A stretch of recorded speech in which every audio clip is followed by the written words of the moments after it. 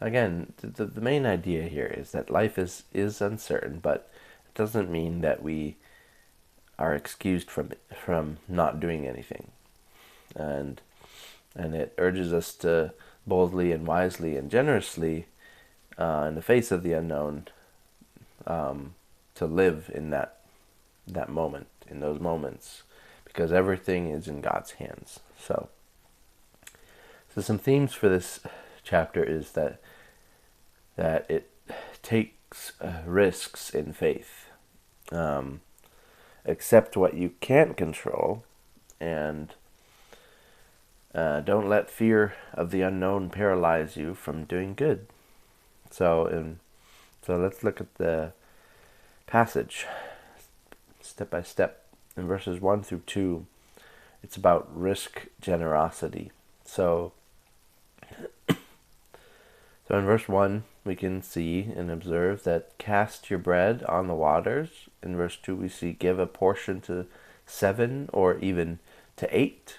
So this interpretation is that bread on the waters likely refers to investment of generous giving. You may not see the return immediately, but it will come back to you eventually. 7 even to 8 suggests abundant, diversified generosity, and not hoarding our stuff. So are we hesitant to give because we are waiting for the right moment for something? What's one generous action that we can do and take today, trusting God with that outcome? So the next section is verses 3 through 4, which says it's about don't wait for perfect conditions. So verse 3 talks about clouds and rain, trees falling, natural events outside of our control. And verse 4 is about the one who waits for perfect conditions will never sow or reap. So that means that life is full of unpredictable circumstances. If you wait until everything is ideal, you'll never move forward in faith. Excuse me. All right. So with that being said, what good work have we been delaying because the timing isn't perfect? Not to say that we have to do all these kinds of good works, but are we? It's like with labor and work in the career as well. It's like if we're waiting for perfect moments and perfect times, we might not get things done. So verses 5 through 6 is about sow in the morning and evening. So verse 5 says that just as you don't understand the wind or how life is formed, you can't predict God's work. And 6 is sow your seed in the morning and evening. You don't know which effort will succeed.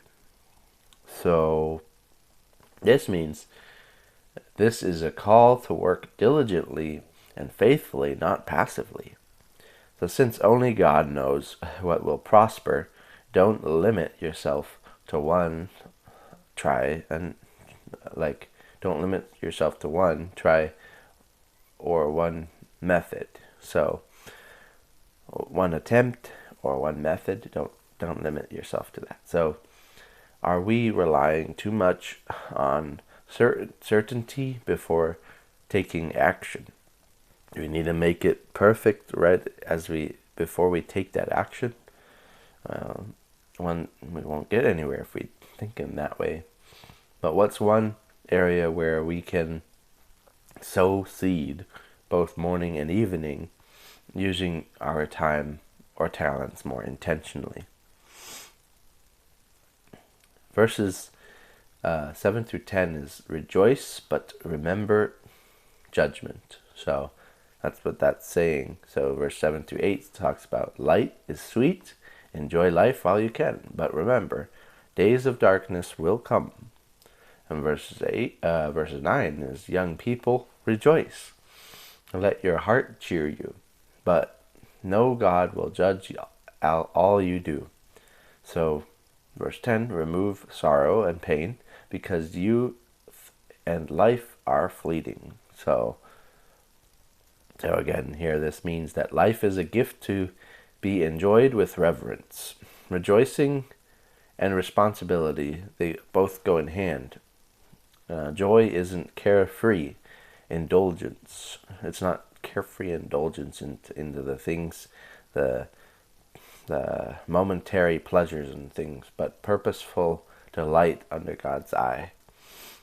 Are we enjoying our life with reverence, not wasting it, but delighting in what God gives? And so what pain or bitterness can we put away so we can rejoice more freely?